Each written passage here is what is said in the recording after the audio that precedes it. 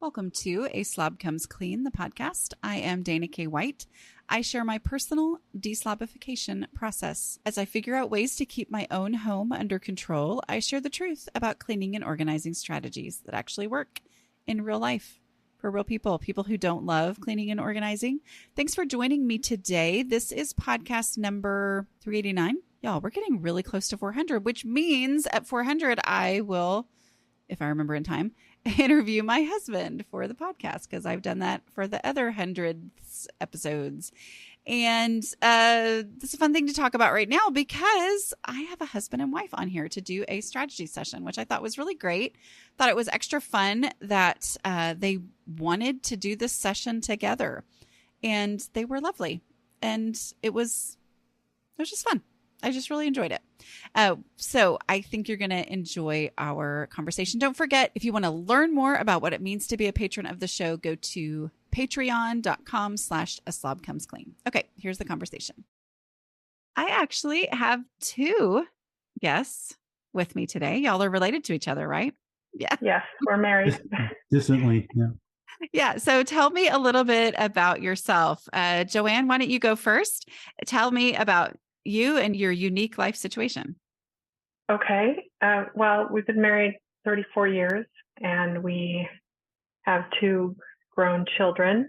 One lives with us, and I'm a freelance writer, and I have an educational ministry. For a long time, I was a substitute teacher, but I've really cut back on that. Okay. Scott, what do you have to add to that? Or tell me a little bit about you too. Well, I was in the Navy for 12 years, serving on a nuclear-powered carrier as an engineer. Now I'm an engineer that helps design the reactor plants for the carriers and submarines. Very cool. And then coming toward the end of my career, looking to retire in about 3 years. Oh, congratulations. That's exciting. So tell me a little bit about how you ended up doing this together, this podcast. We were driving back from a wedding in Ohio to New York, upstate where we live, and I wanted him to listen to this one podcast about the daily tasks. I said, could we please just listen to this one together? Because I wanted us to try it together. And that one finished, and he said, well, are there more? Oh, you have no idea. There are so many more. Yes. So we basically ended up listening to your podcast that whole entire drive home from Ohio to upstate New York. And he was totally on board with me. And we did the Take Your House Back course. And we did an all-day decluttering together. And that was really powerful. And we're working together That's on really decluttering great. and getting ready to move when he retires. Scott, tell me the same story from your perspective. Well, like she said, she wanted me to listen to your podcast, and whenever she asks me to do stuff, I'm always hesitant at first, and it always turns out to be a great idea and really get into it. But your podcast, I liked it because you're very authentic about what you were talking about, and because you're experiencing the same thing that all us other people who are cluttered, go through. So it helped make it, personal and really show that you cared about your listeners. Well, thank You you. weren't just in it for the money or anything. Oh, I'm in it for the money. No, I know that's a good part of it, but no, I'm joking, because there's going to be some people who are like, I knew it. Yeah. Anyway, you're no. Dallas. I'm from Dallas. And, Okay. So tell me, where were you in the process, Joanne, before you made him listen to that episode? Well, I mean, keeping house is something I've always struggled with. And I always feel like I can barely keep up with the regular tasks of keeping up house, let alone tackling clutter and other things like that. And I've always been very busy, used to work a few jobs, and of course I was raising kids. And so I had a really busy decade followed by a really stressful decade when my parents had Alzheimer's. And I had to do a lot of work on their house because they had a family member living with them who was hoarding. And I had to do a lot of work cleaning that out. And all I could think about was, I need to be at home in my own house doing this, not for somebody else. So I've been striving to get better and get going and declutter and really make a difference. And that's where I was. Okay. And so you had found the podcast and already listened to several episodes or I had listened to several episodes. I had read both your books. Did you have anything else? If you had anything else, I did it too. She joined your Patreon. Okay. So that was before. So you were already a patron before you brought him in on it. Is that right? I believe so. Yeah. Yeah. Okay. Okay. Mhm. So Scott, had you seen any change? Had you noticed a difference in how she was doing things, or we can cut Yeah, this out well, if I y'all probably want me to. wasn't as attentive as I should have been, Mhm. and more supportive, and that helped me realize that I need to be, because she's super busy being a mom, trying to bring in income to support the family and stuff, and so yeah, this has been a learning experience for me, knowing that we need to work as a team to get this decluttering done, so we can So simplify our lives and move on. yeah, Retirement. exactly. What was the first thing that y'all kind of did together once you started working together on this? I think the daily Probably task. the daily tasks. We haven't really solidified all of those, but doing the dishes makes a huge difference. Sleeping. Sweeping, he does that. We're not very diligent about the 5-minute pickup, and I figured it out. I'm kind of waiting for us to do it together, and that doesn't necessarily happen because we have different things that we're doing. So I just need to do it myself. Just do it. That 5 Well, minutes. and I think that's the key right there for everybody. Cause I guarantee you there are people listening going, well, I wish my husband was on board. Right. Like, and we can't guarantee that, whatever. Let's all go on road trips and let's say, hey, listen to this podcast. But, but I do think what you said right there is key. Like, we can't wait for each other to do the 5-minute pickup, because the more often you do it on your own, the more likely you are to actually remember to do it when you're together. And then that could build more into that. But it's like, especially if you're still at a point where you're still working on it and it's not like everything's just perfect and you're maintaining at this point, then it's like, well, if you each do one and you do one together, great. We can use that, And doing the all day declutter together, that was pretty phenomenal. So how much did you get out that day? Probably 3 or 4 of those big plastic bags that you have us get, and even more boxes of stuff to donate to local, charities, That's great. missions, city missions, and Goodwills and things like that. Well, I learned really to trust. Well, not that I didn't trust. I just would think you would say something, and I say, well, I don't think that applies to me. Like storing all the containers with their lids on. And so when you started with that, he started pulling everything out, putting lids on, and then putting a portion of it back. And I was like, but then I realized, okay, he's on board with this. I just got to support this. And we don't need all those extra things. We don't need them. So now everything's stored with the lid on. Have you seen how awesome it is to store them that way? I have. Mhm. So now I say, okay, bathroom clutter is a thing. Dana said it. She knows, and just do it. Yeah, no, that's great. So it does apply to me. It does apply to me. Yes, But I know. another thing that helped us was we had our kitchen remodeled, so we had to take everything out of it, and I only put back what I wanted to keep. That helped. The rest is in the basement that I need to go through and declutter and donate. And the same thing with the upstairs bathrooms and closet. So that was a good way to declutter because we had to remove everything for the gutting and all that. It was a complete, they gutted everything. A good way, but also super duper stressful, right? Yeah, it was months long. Yeah. So, and same thing. I mean, we still boxes of clothes sitting in the garage, and I'm like, if we haven't worn these, we probably don't need them. We can just go through them and donate them. Yeah. So finding the time to do that. So give me some strategy. You're kind of already talking about the daily task, but yeah, give me a strategy that has had a really positive impact on your home. The container concept, although admittedly, Scott will say this, I pushed that to the limit. but I'm slowly embodying that concept of the container, and the other stuff has to go that doesn't fit. That's made a big difference. And then I realized today that my life and the issues I have with thinking I don't have enough time, it's like my life is a container and there's only so much I can fit into it.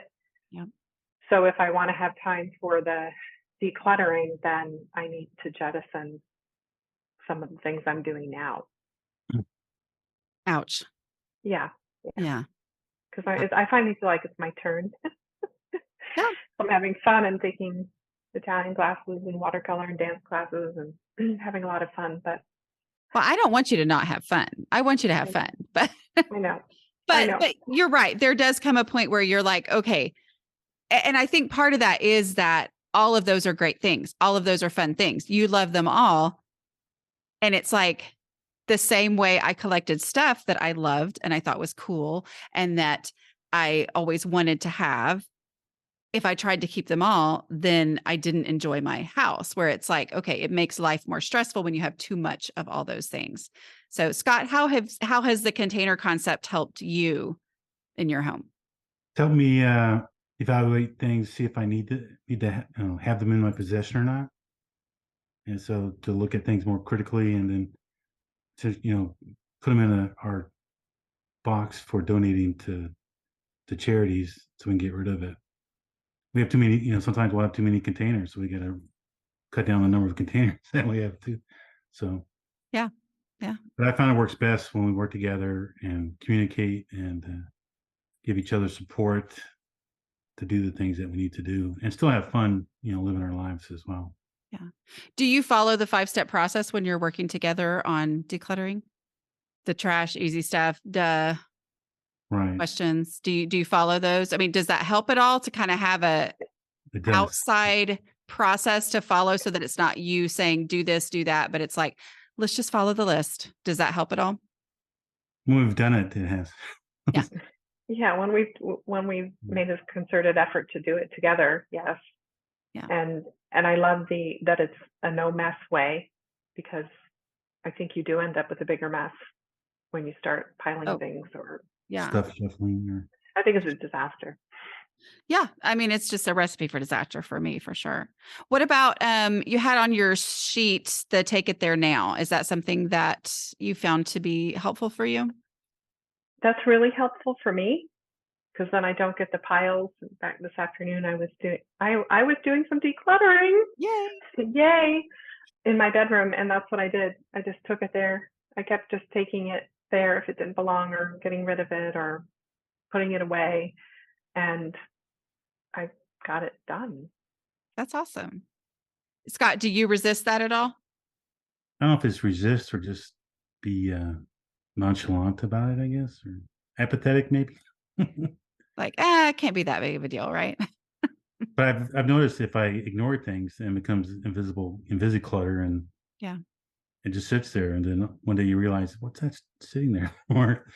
Yeah. Then you go put it away. But it's easy. So quickly it becomes invisible, I know. Yeah. So it's like, I might as well deal with it while I'm standing here thinking about it and it's in my hand. If I deal with it, then it's going to become invisible anyway, but it'll be put away and not be something that all of a sudden one day makes me go, wait, what happened here again? Yeah. Well, let's talk about some of the situations that you want to discuss, or situations or questions that you want to discuss. Well, I realized the first two that I had here were related, because I feel like I lack the time a lot of days. And what I think I need is a plan. So what is a strategy for coming up with a plan based on this perceived lack of time? I'm not going to say it's a lack of time, because that's kind of lying to myself. This perceived lack of time that I can stick with and make progress each day. Yeah. There's strategies for that. A couple of things here as you're saying that. You're like, perceived lack of time, which gives me the thought that you are looking at the time, looking at the calendar, and trying to figure out before you start exactly how much time you're going to have to spend and what you'll be able to get done in that time, And therefore, when is the best time to do this? Of course, so like the obsession with time is actually the problem. Okay. So you said, that the no mess decluttering method, you follow that, you see the impact of it when you follow it. So remembering that it does not require or need any set amount of time set aside to be able to do that. We don't have to wait until Thursday afternoon or all day Saturday or summer break or whatever. We don't have to wait for any specific time, because I can make progress and only progress in any amount of time that I have available. So it's like when you start to catch yourself thinking, oh, time is the issue, think, wait a minute, I'm problem solving ahead of it. And instead of problem solving, I'm going to get a black trash bag or a recycling bin or whatever I've already got. I'm going to start throwing away trash. Like, so it's like, let that be a hesitation that you experience. Like, oh, when am I going to wait? I'm not going to worry about that. I'm just going to throw away trash. And then in the same amount of time that you were analyzing and stressing, you'll be making progress. And then every time that you do that, it starts to shift this idea of not having enough time into, oh, that's right, I can make progress in any amount of time. And then it's like, okay, I got rid of trash, so I'm going to do some easy stuff. Anything here that has an established home, I'm going to go take it there right now. All right, I'm going to do this. So even if I only end up having a minute and a half, I have still made progress because my goal is better and less, right? And so that's the answer to the stress about time, is to say, I'm taking time out of this and saying, I'm just going to make progress in any amount of time. And I'm going to do it in a way where it doesn't matter when I have to stop. I think doing that consistently and seeing results would build momentum. And yet, the word consistency can backfire when you are thinking, here I am right now, I've never been consistent about such and such, whatever. And the answer is consistency. Yes, consistency is wonderful, and that is the goal. Of course it is. But the answer isn't consistency. The answer is throwing away trash right now. So I'm saying, Okay. So because you will never be consistent until you've done something today. But if you're like, well, I'm not going to do it today because there's no way I'm going to do it tomorrow. And there's probably no way I'll do it the next day. So why do it today? Because I can't start being consistent today. But if you throw away trash today, then the chances of you throwing away trash again tomorrow are so much higher because of the visible improvement that you saw today, that then reminds you and inspires you to do a little bit more tomorrow. And then once you've done it tomorrow, you're on your way to consistency, but you can't be on your way to consistency today. Does that make sense? And I'm just saying that because that is something that I struggle with, and that I have to identify as wait a minute, I'm obsessing over consistency to the point that I'm not doing anything today. Where if I do it today, I've done it. And if I'm not consistent, I'm still better off than I was when I hadn't done it, but I was wanting to be consistent. Does that make sense? Yes. Yes, it does. Yes. But you're right. Consistency will show you that. But also doing that today for 5 minutes will show you that. You'll see the power of 5 minutes by doing 5 minutes today. Doing 5 minutes today will inspire you to do 5 minutes tomorrow. Doing 5 minutes tomorrow after having done it today will really inspire you, because you'll be like, wow, I have made so much progress in 5 minutes twice. Okay, then I'm more, it just, that's how you build. But it's what am I doing right this second? That's what I've got to focus on. Because this is me. My brain will go is I'm like, what's the point of doing this today when I'm not going to have time to do it again tomorrow? Which really doesn't make any sense. And yet that's where my brain goes. Like, that's how I think of it. I'm like, well, no, tomorrow I'll start being really good at this thing, where I could have already done this today, which would then put me in a position to be able to do really good at that thing in the future. Okay. Scott, do you have things to say? Because I see you smiling. Well, it sounds like almost like, do you know Dave Ramsey, the financial guy? He has this debt snowball where you pay off the smallest amount first, so you can get that sense of reward and accomplishment of doing something, and then you move on to the next bigger amount. So I mean, yeah, I'm not a mental health person, but I'm pretty sure it's the same psychological, thing going on there, right? Is that, that reward. yes, experiencing success. Like I have done the thing as opposed to working toward the thing. I've actually done the thing. And that's where the counting trash as part of decluttering and counting it as success, even if I don't finish the whole decluttering process, there's so much value in that because you feel like, because you have done it. So you have experienced, yes, I can do this. I can be successful, which then moves you on and eventually builds that momentum that you want. But I know it's easy to talk about. And then it's a different thing to Well, do it, right? when he was in the Navy, we moved 10 times in 6 years. Oh, So wow. we were always getting rid of stuff. Now that we lived in one place for 26 years, it's just amazing how things pile up. I mean, it really is like that. And I think too, kind of the naturalness probably of you moving all the time and having to declutter. And then it's like, I don't have to do that anymore. And then it becomes wait a minute. That was kind of nice back when I was forced to do that, right? A little bit.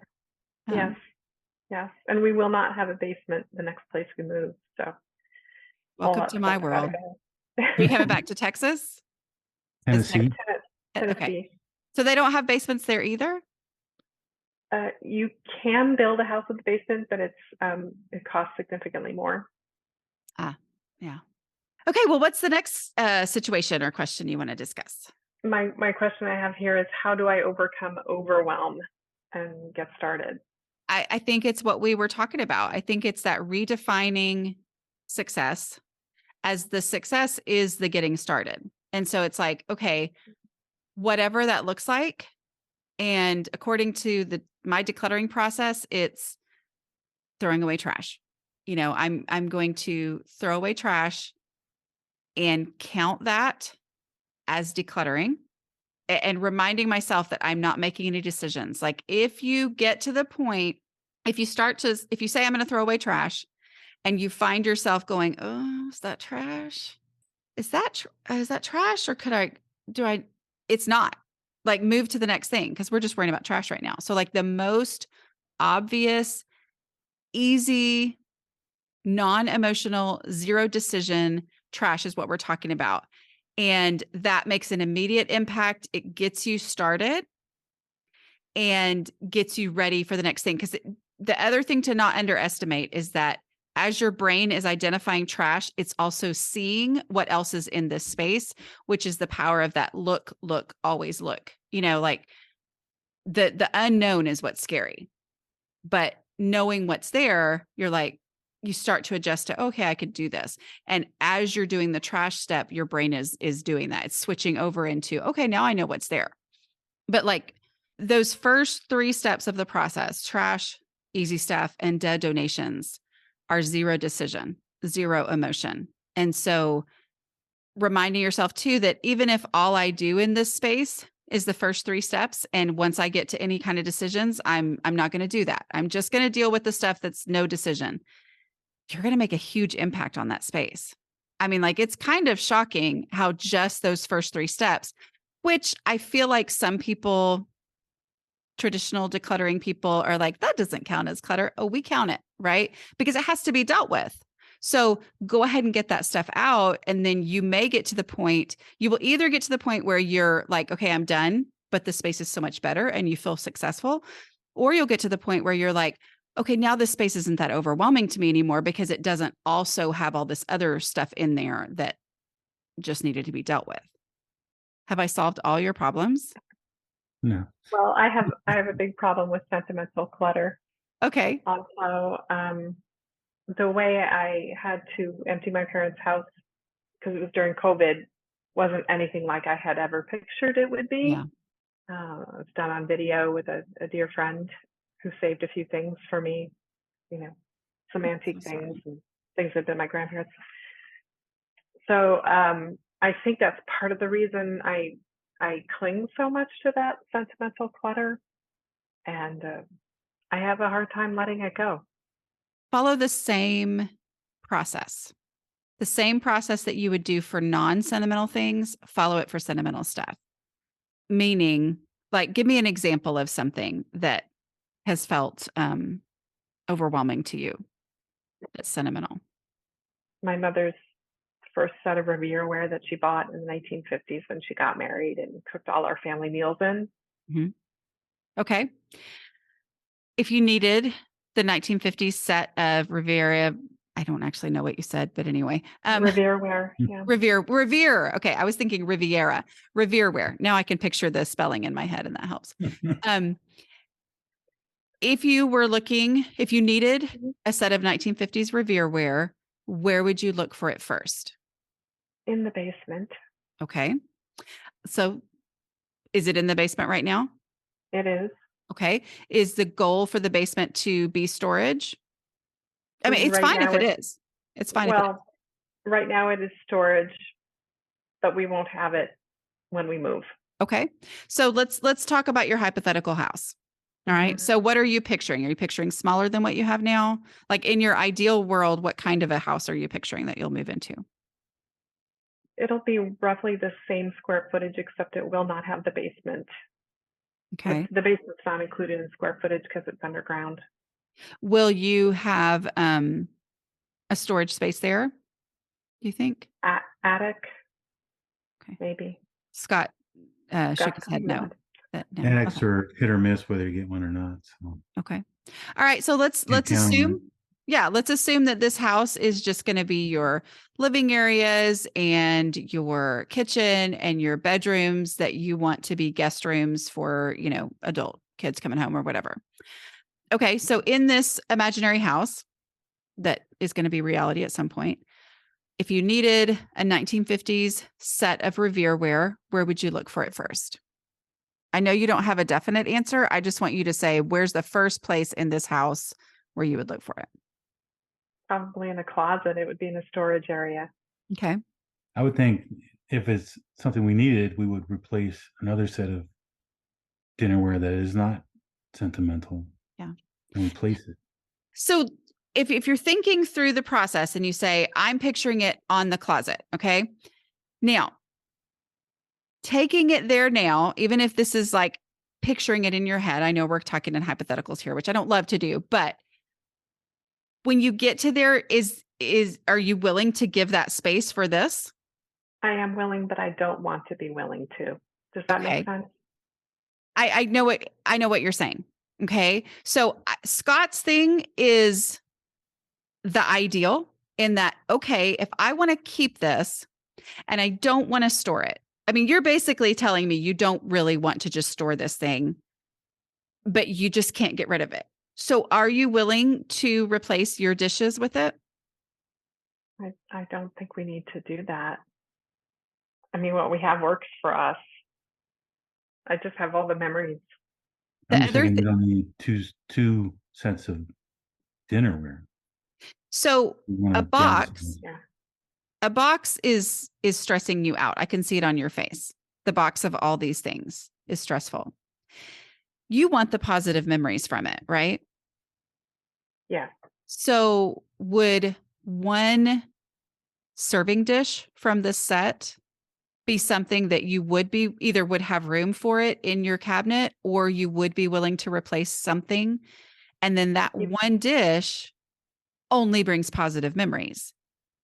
But when it's a box, it's frustrating. And it's like, I shouldn't have these. Oh, am I really going to devote space to this? So that's negative memories, which is not what you want to associate with these things. I did that with our casual wedding dishes. Mm-hmm. I kept 2 place settings and then I donated the rest. And are you good with that? I'm good with that. So it's like that could be the answer to keep one. Every morning with my coffee, I use my mother-in-law's long-handled teaspoons. Mm-hmm. I just love those for that. Like, you don't use them in your normal everyday eating, but I use them in that. And it's like, I don't have to have all of her dishes, even though they all felt sentimental to me, but I have all the positive feelings from those 4 long-handled spoons that sit in my regular old thing. And I see them every day. And I literally every day when I use it, I think, I love this. I love this spoon. Well, isn't that what you want, right? Is to have a Yes. consistent memory that's positive Yes. experience. Okay. Sounds like you're ready to get there sooner. The reason I go through the process is sometimes it just takes you a moment to be like, because you're like, I don't know, I shouldn't, but okay, well then let's talk through it. Like, where does it need to go? I mean, where would you look for it first? Is there room for it there? Are you willing to put it there? And then it's like, oh, okay, there's an option here to be able to keep just one or three, whatever, as long as there's space for it in the container. Can we put you on speed dial when it comes to practice mode? No. You can listen to my book over, it's so funny in the group. Several people have been like, their app or whatever shows them how many times they've listened to it. And she was like, somebody was saying today, I think that, like it shows that she's listened to it for like 6 days of her life or something. I'm like, oh no, no, no. I do hear your voice in my head. Sorry about that. I think, we want to make the study a place for Joanne to do her crafts and stuff. So we need a strategy, or what would be a good strategy to make the study ready for that without shuffling all this stuff around. What else in there now? Well, mostly it's the second bedroom became a dumping ground when one kid left, and it just all needs to be gone through. That's why I go through the time. I go back to the time thing. It all needs to have the decluttering process worked on it. Yeah. I think right there, try to recognize when you're saying, because you said that about some of the stuff in the basement too, it needs to be gone through. That feels less productive, I think, in your brain than decluttered.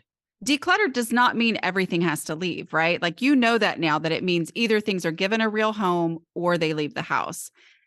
But gone through feels like I'm going to sort it into piles and then step away and it's just going to still be a mess, right? In my mind, at least it does. So right now it's basically just a storage space, but you want it to have the function of being a craft room. Right. Yes. Okay. Will it also still be a guest room or not? It has a small, a full fold out couch in it. And you do want it to still have that purpose? It can. Likely, yes. Yeah. That's fine. So picking the number one use, it sounds like for both of y'all, you're saying this needs to be, would you say art studio, or how would you call it? What do you want to call it? Well, it's my study right now. I'm a writer. Okay. So it's your study, your office space. Okay. So it's like, that's the number one thing. It can also have something where somebody could sleep in here, but its purpose is not to be a guest room. Its purpose is to be the study where a guest could sleep. Right. So as you go through those things, all these things in there don't have a home at this point because they've just kind of drifted into there. So it's item by item, asking the questions. So it's like, if it's in boxes, first of all, you just look in the room and you say, what trash can I access and see easily? And let me just get that out of here, because that's going to be less stuff to deal with. Okay. So I've removed that layer of things. And then, okay, is there anything in here that's easy? It actually has a home somewhere else, but somehow it drifted in here. I'm going to get that out. I'm going to say, what donations can I see without opening up all the boxes, just of what I can see? Am I going to get that out? And then as you start going through a box at a time, or a thing at a time, an item at a time, it literally is just where would I look for this first? It's either in this room or it's somewhere else. It's where in this room would I look for it? Where, because your goal is for these things to be gone, to not shift them into another room that's now going to be the drifting area. But instead it's like, where would I look for this first? And then really, really, really focus on that. Take it there now. It feels slower, but it's real unbacktrackable progress. And so it's I'm going to take it there now, and I'm going to deal with the reality of that space. If I take it there now and it turns out that I already have 4 of these, then it's like, oh, this just goes in the donate box, right? But as long as I'm thinking, oh yeah, no, I know for sure this goes in on the shelf in the garage, and I set it aside to do later, I don't know what's on the shelf in the garage. I don't know if maybe we got rid of that shelf in the garage. I don't know if that shelf in the garage collapsed because there was so much stuff on it. I mean, like all this stuff, because it's just this hypothetical in my brain. And so it hasn't actually moved forward, but it's like really focus on that. We're going to do the take it there now. Thankfully, you're working together, and so that can kind of maybe reduce the up and down the basement and all that kind of stuff that you're going to do. Basement stairs, but it's the take it there now, deal with the reality of that space with the goal of getting out anything that I would not look for first in my study. Not just this room, but in my study, with the function of this being a study. And most of that stuff is probably just going to have to leave, right? And be donated. But it lets you, instead of just thinking, I can't donate all that stuff, it lets you have the process of if it deserves to be in my home, then it deserves a space, but it can't be in here because it's not something that I would look for in the study. Does that sound doable? It sounds doable very slowly. Yes. And yet, I think once you get started on it, I think you'll be surprised at how fast it will go. Because as long as it's just this room that has to be dealt with and you just kind of have an idea of what all's in there, it feels like it's going to take forever. But as you make a little bit of progress and you're like, oh, I just stuck most of that stuff in this box, just went into a donate box. Okay, that was actually really fast, which then makes you have a different perspective on the next box and then the next box. And it really does start to build that momentum. I believe that. And I've got 4 years before we move. So I'm starting now. Yeah. I'm glad I'm not rushing to do it at the last minute. Well, and two, everything that leaves your home makes your house easier to manage and more enjoyable now and frees up time for you to go to your dance lessons. You did say dance, right? Yeah. Yeah. Okay. So it does. I mean, you will enjoy the next 4 years so much more with everything that leaves the house. And you'll be getting ahead. Well, some things I look at and I say, I'm not moving that. So that's pretty easy. Yes. I don't need to keep it. Yeah. Yeah. For the next 4 years, it's just let's declutter down to ideally what would be in this house or what I would never want in the next house. And then it's going to make the moving process so much simpler. Yes. Yeah. Yes. Yeah. Is there anything else y'all wanted to talk about? I don't think so. Joanne? Well, I appreciate that you acknowledge it helps for me to have affirmation. I like to be affirmed. Yeah. I like somebody to notice when I try to do something anyway. Somehow I need that. I should probably declutter that need too. Well, but I think that's where the value of visible progress comes in, because it is affirming to just see the results of this, and also those before and after pictures. Those before and after pictures go so far in letting you get that affirmation without having to make somebody give it to you. You know what I mean? Just say, okay, did I really do that much? I have proof right here. I can swipe back and forth between this is what it looked like 16 minutes ago and this is what it looks like now. And there is a difference. I made an impact on this.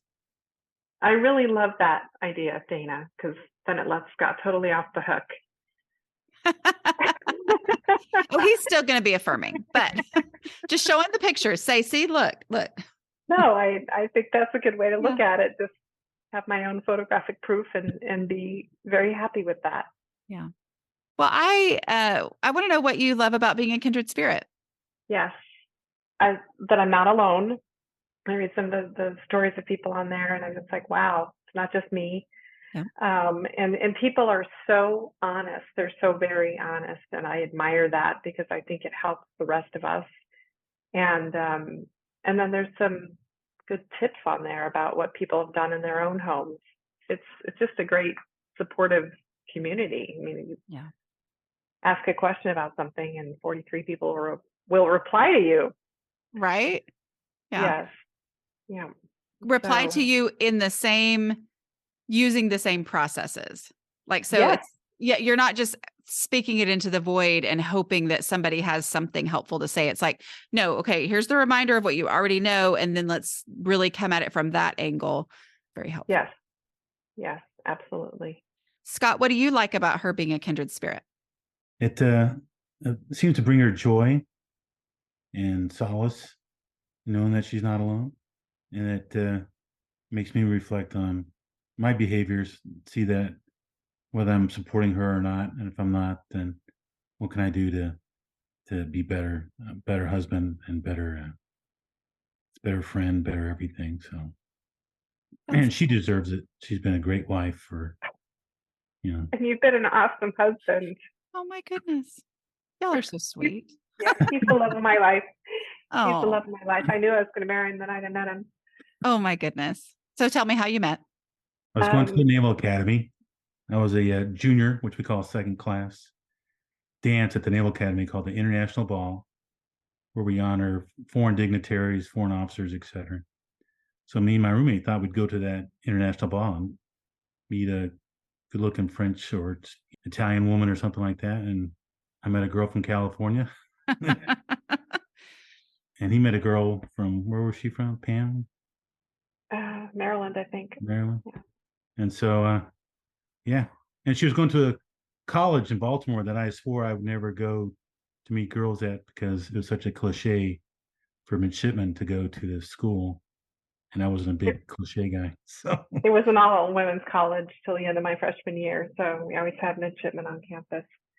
Oh, but and she told me school was almost they basically imported girls for the dance, and they told us we'd be because I was an international relations Russian major.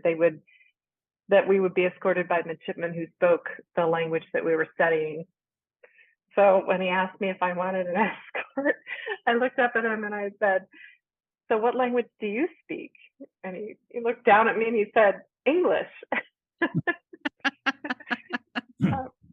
But he was impressive all the way around. So. Oh, here we are, and it's life, and life involves stuff, and managing stuff, and working together is just such a gift that I hope you guys are really, I think you are. I feel that you are very thankful to be on the same page, and that's really going to take you far as you go through the next 4 years and the move and all that. So and thank you for all the work that you do, Dana, because it impacts us in a big way in our house. So we're really grateful for that. Thank you. All right. Wasn't that just the cutest, right? Wasn't that fun?